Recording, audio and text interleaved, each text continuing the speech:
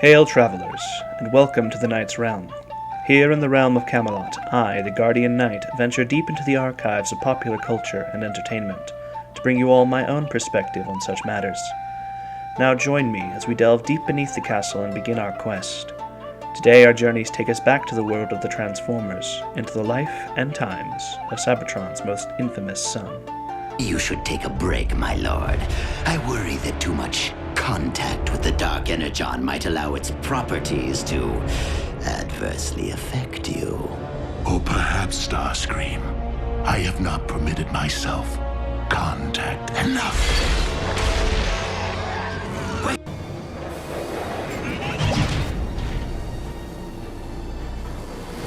You arrogant fool!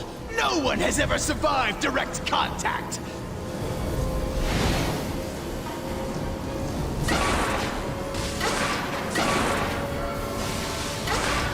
What?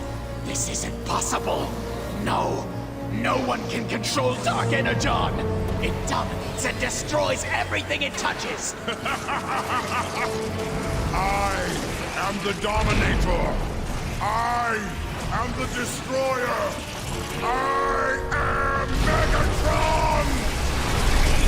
Decepticons! Decepticons! I have returned.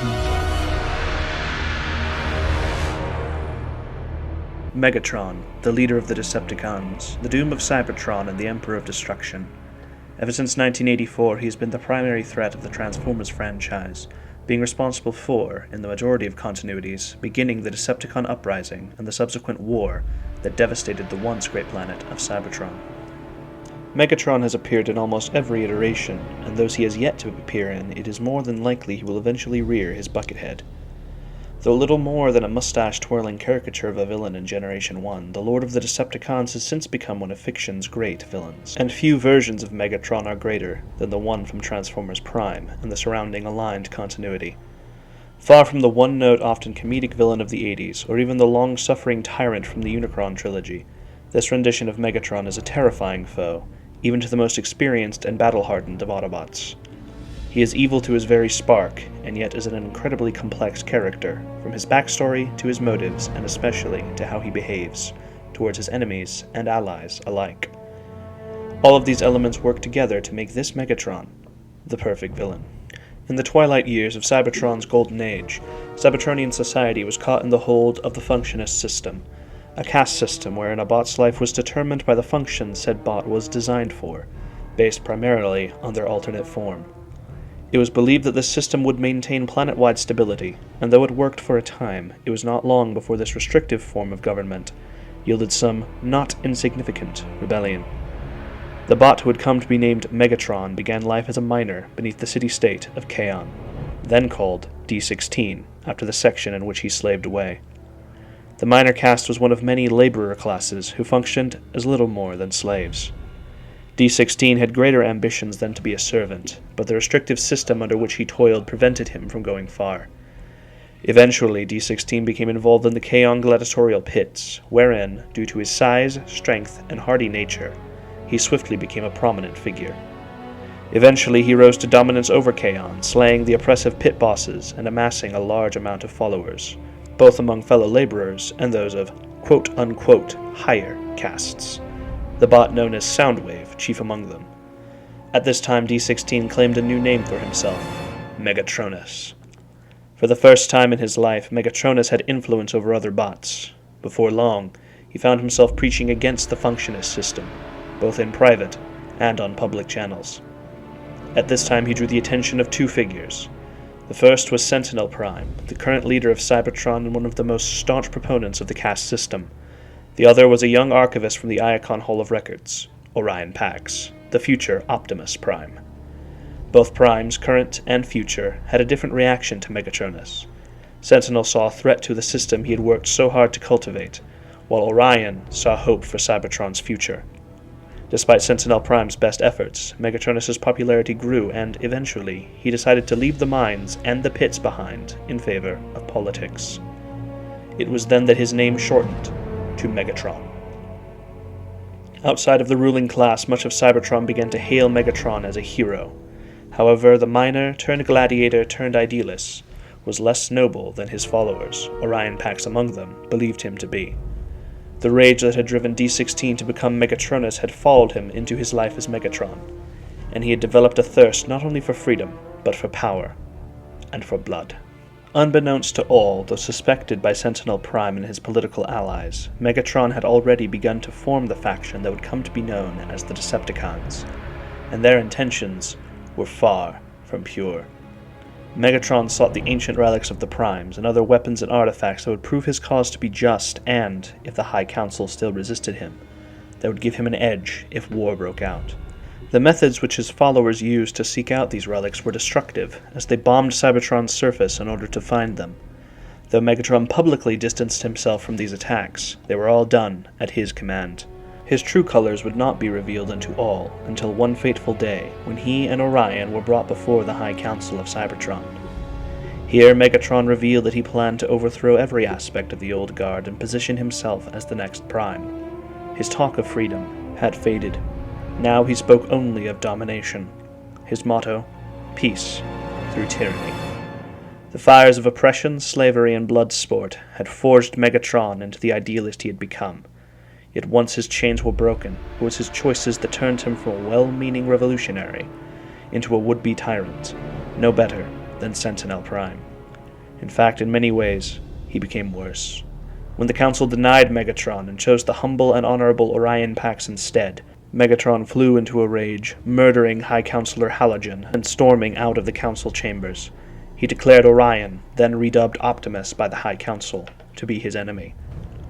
No longer did he keep his involvement in the bombings and attacks secret, as he openly declared war on all who opposed him. He sought out the Matrix of leadership, the greatest of all the relics of Cybertron, as the bearer of the Matrix would become the true Prime. With the Matrix in his possession, Megatron could seize power with minimal bloodshed. At this point, however, the former miner had grown to delight in inflicting death. Though accounts vary on when this occurred, Megatron eventually slew Sentinel Prime and seized control over much of Cybertron. Once the Seekers, led by Air Commander Starscream, and their science station Trypticon fell under Megatron's command, victory seemed all but assured. And victory drew ever closer when the Lord of the Decepticons came to possess the power of Dark Energon. Using this dark power, Megatron corrupted the very core of Cybertron itself, the vessel which housed the spark of Primus, the Transformers creator. Were it not for Optimus, now known as Optimus Prime, who had claimed the Matrix and purified the core, the Decepticons would have won, then and there. Many more battles waged across Cybertron's surface and the surrounding worlds, until it became apparent that Cybertron was lost. What began as D16's bid for personal freedom had become the desolation of Megatron. Ironically, the former freedom fighter had now come to be opposed to freedom, and its greatest advocate, Optimus Prime. Even more ironic is that Megatron, in many ways, had made his greatest foe, as it was his own words that drove Orion Pax to become a freedom fighter, and to eventually bear his spark to the High Council. Megatron saw no irony, however, only betrayal and an obstacle on his path to conquest. The dreams of an idealist had become swallowed up in the ambitions of a tyrant. So obsessed had Megatron become with destroying the Autobots and claiming dominion over Cybertron, that even when the planet went dark, forcing a mass exodus to a distant galaxy, his warmongering did not cease. When the Autobots fled in their Ark, a massive ship designed to carry them to a new home, Megatron pursued them in his warship, the Nemesis. Along the way, many planets and civilizations were destroyed or devastated by Megatron's actions. Eventually, however, the Ark escaped, scattering its passengers across the stars. Megatron scoured the universe hunting for Optimus Prime. Eventually, he found his adversary on a distant world, Earth. Discovering that the small planet was rich in Energon due to seeding early in the war, long before the dawn of human civilization, Megatron brought his army there, intent on both destroying Optimus and claiming all of Earth's Energon for himself. Eventually he was repelled by the efforts of the Autobots who, despite their small numbers, were able to achieve some small victory. At this point, Megatron's obsession had all but consumed him. After repeated defeats by Optimus Prime, he left Earth and traveled the stars for 3 years, only returning upon finding a cache of Dark Energon. This time, however, he would not use its dark power to taint Cybertron, but to create an army of the dead. Experimenting on the recently deceased corpse of the Autobot Cliffjumper, he discovered that the undead Terrorcons were nigh indestructible, but also uncontrollable. After millennia of war, an untold number of defeats, and with complete and utter domination still out of his grasp, madness gripped the Decepticon leader's mind. He thrust a shard of Dark Energon into his spark, filling himself with power like he had never known, and the ability to command the undead. First testing his newfound control on long-rusted corpses of ancient Cybertronians, Megatron soon resolved to use the remainder of his Dark Energon to turn every corpse on Cybertron into one of his thralls. So twisted had his motives become that Megatron was willing to desecrate the fallen of Cybertron, friend, foe, and innocent, in order to continue a war that had long since been lost by both factions. And when the Autobots sabotaged the space bridge which he used to summon the undead legions, he refused to retreat, resulting in what appeared to be his demise.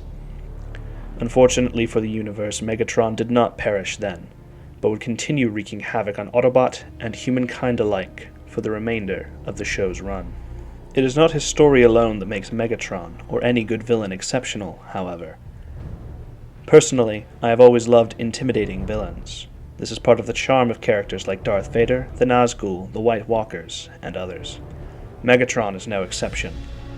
Firstly, his design simply screams villainy, with the spiked pauldrons, carapace-like armor, razor-sharp teeth, and more monstrous take on the classic Buckethead. He dwarfs nearly every other cast member, standing head and shoulders taller than even Dreadwing and Shockwave. Optimus Prime, in his original form, only comes up to the insignia on Megatron's chest. The silver, gray, and purple color scheme is classically sinister, though I am of the opinion that the classic Generation 1 red highlights would elevate this already stellar design to new heights. The design treads the line between the simple look of the 80s and the overcomplicated design of the films, leading to a look that is just complex enough to be frightening, but not so over the top that he can't be taken seriously. Yet it is not looks alone, it is presence that causes Megatron to steal the show every time he is on screen.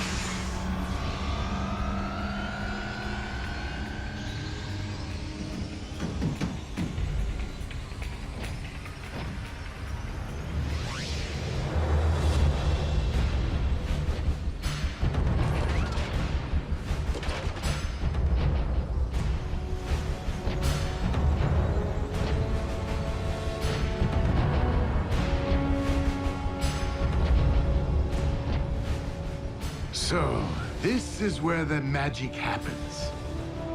Quaint. The fantastic sound design ensures that each footstep carries with it immense weight, yet above all it is Frank Welker's stellar performance and the incredibly expressive animation that give this Megatron his frightening presence. Even when inhabiting the ever-friendly Bumblebee's body, Megatron remains a terrifying figure. Bumblebee!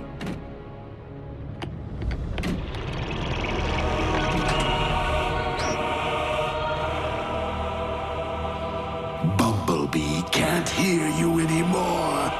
As much as I want you to leave Bumblebee's body, I can't let you go back to your own! Huh.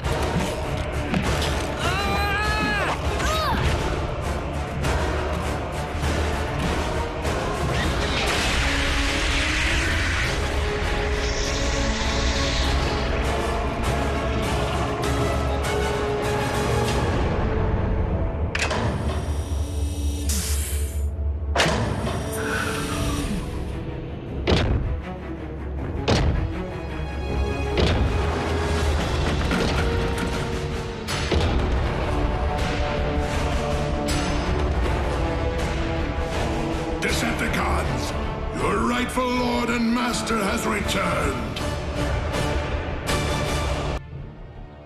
A viewer cannot help but be captivated every time this monster is on screen, and though his actions will make one want to hate him, it is simply impossible to not enjoy watching this titanic tyrant. Adding to Megatron's intimidating presence is his sheer brutality on the battlefield. Few characters in the show are ever able to match him in combat. Even the synthetic Energon-enhanced Ratchet could barely scratch Megatron before being nearly gored to death. You were supposed to have located a fresh Energon source by now. Apologies, Lord Megatron. We got a little distracted by the new Autobot who attacked us. Really? And what new Autobot would that be?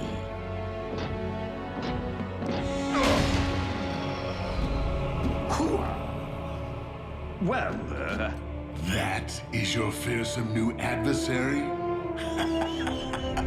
He's Optimus Prime's medic. Oh no, Megatron. I am your Doctor of Doom.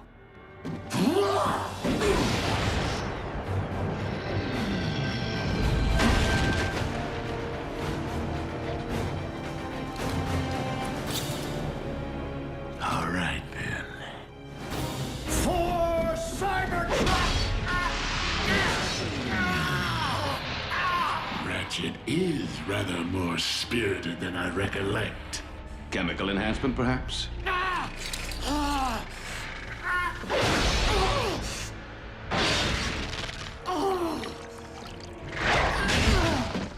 There's your laboratory sample, Doctor. Find out if a chemical can do this for Optimus Prime's lapdog. Imagine what it can do for our troops. Oh, Optimus. I've been a fool. Megatron treads the line between savagery and brilliance, both in his combat and characterization. Each time a battle breaks out with Megatron, viewers are pushed to the edge of their seats, wondering how, or even if, the Autobots will escape intact. Only Optimus Prime is ever able to consistently hold his own against Megatron, forcing the Decepticon leader to seek out advantages in order to best the Autobot commander. The Emperor of Destruction is more than a presence, he's an actual threat, and woe betide any who stand in his way.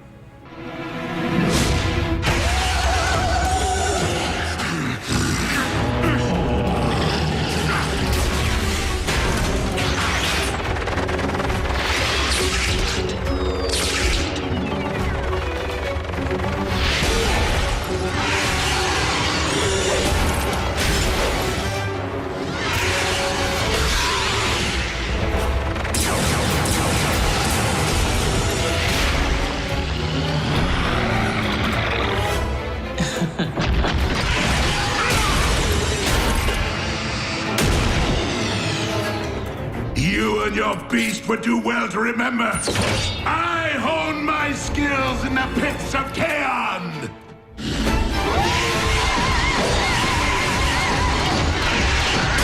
Caution.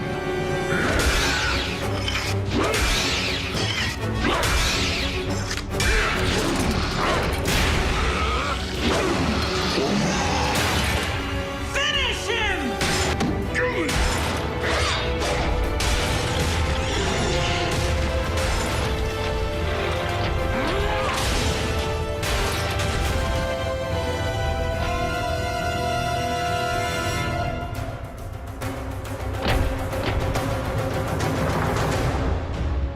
So many surprises today.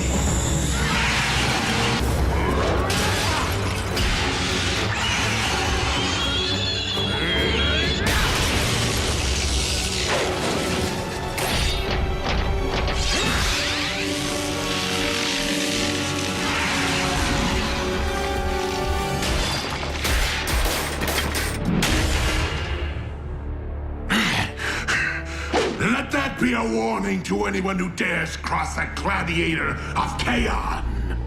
Be they Decepticon or Autobot. No villain's story is complete without the despicable deeds they commit. From his introduction in the series, Megatron proved himself beyond despicable, desecrating the corpse of Cliffjumper and countless other deceased Cybertronians. Necromancy was not his first foray into dark experimentation, as he created the bioweapon form of Cybonic Plague and Tox-N, and oversaw the creation of both the Insecticons and the Dinobots at the hands of Shockwave, along with other horrors that were not explicitly mentioned. He regularly inflicted harm on his subordinates for failing or disobeying him. However, perhaps his most vile moment came in the episode One Shall Fall. As Bumblebee, the Autobot scout, was driving to rendezvous with his fellows, he was ambushed by Megatron. Though Bumblebee was able to withstand the blow, his human companion, Raph, a 12-year-old boy, was not. when Bumblebee arrived at the battle cradling the tiny, still body of his friend, Megatron, said this. Ah, it would seem I swatted a bee and squashed a bug. Bee, no! Though Raph was able to survive thanks to the efforts of Ratchet and Nurse June Darby, this callous response showed that Megatron not only did not care about human lives, but actively relished in exterminating them. He demonstrated the same amount of callousness towards his own kind, reveling in any opportunity to inflict harm or to take a life. Truly, the bot he had once been, the slave who sought freedom, was no more, and in his place was left an irredeemable monster. Such a monumental adversary is difficult to bid farewell to, as is made apparent by the amount of resurrections Megatron has undergone since 1986. Even more difficult is crafting a compelling farewell, one that is narratively satisfying and consistent with the character as the audience has come to know them. This is where I must once more veer into my own opinion. Throughout the series, we have seen Optimus and Megatron come to a head over and over again. After his turning point in the first season finale, I found myself eagerly awaiting the moment when Optimus would, finally, end Megatron's evil once and for all. Unfortunately, that resolution never came. Megatron was instead slain by Bumblebee, in an admittedly satisfying moment for that character, before being restored to life by Unicron and forced to become the Chaos Bringer's vessel. Not only was it disappointing that Megatron spent most of the finale not in control of himself, but what he did when his autonomy returned was incredibly out of character. Master, you're alive! Indeed. Your new battle armor will take things to the next level, my liege. Together we will reunite all Decepticons and once again grind Cybertron under your mighty heel. No! What? Why?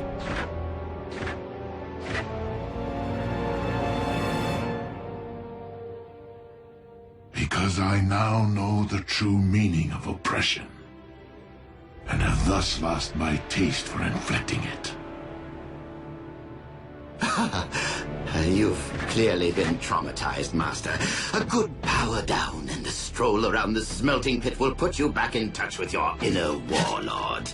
Enough! The Decepticons are no more, and that is final.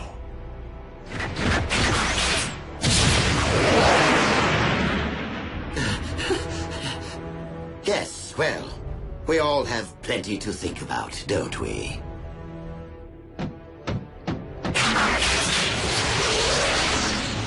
I have several issues with his conclusion.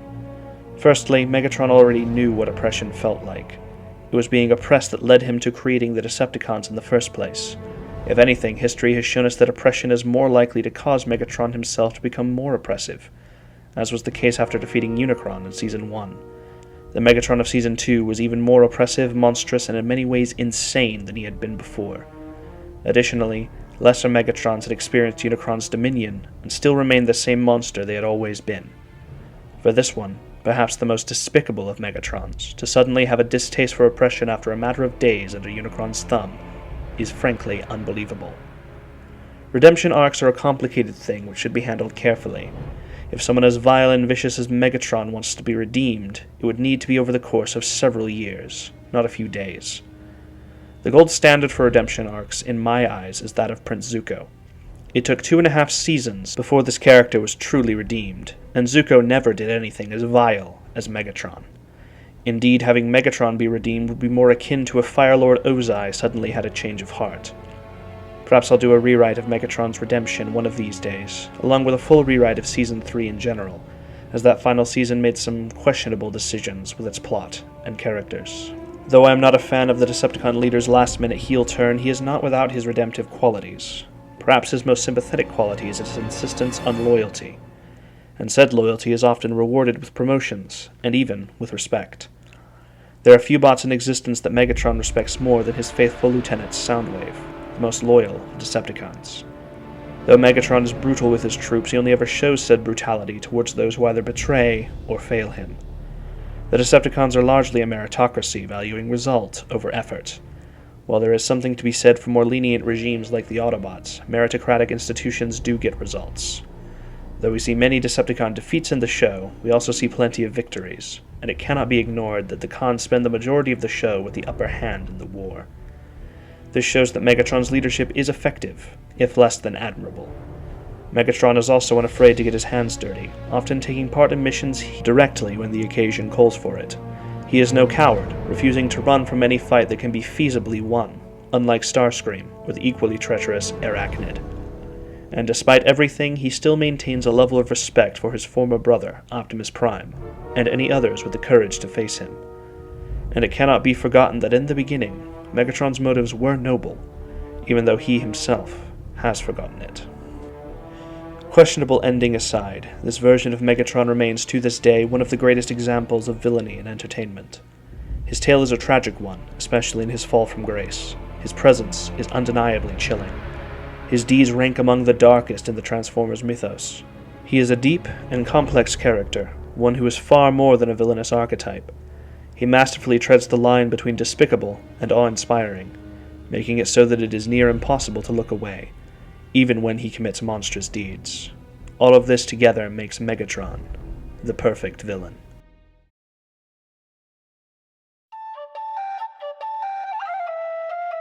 Thank you, travelers, for joining me on this quest. If you enjoyed it and like what I do here, be sure to like the video and subscribe to the channel. If you want to support the channel further, a link to my Patreon is in the description below. Be sure to leave your own comments or thoughts below. Tell me what you think of Megatron and his story. In any case, I hope you will all join me on our next adventure, whenever that may be.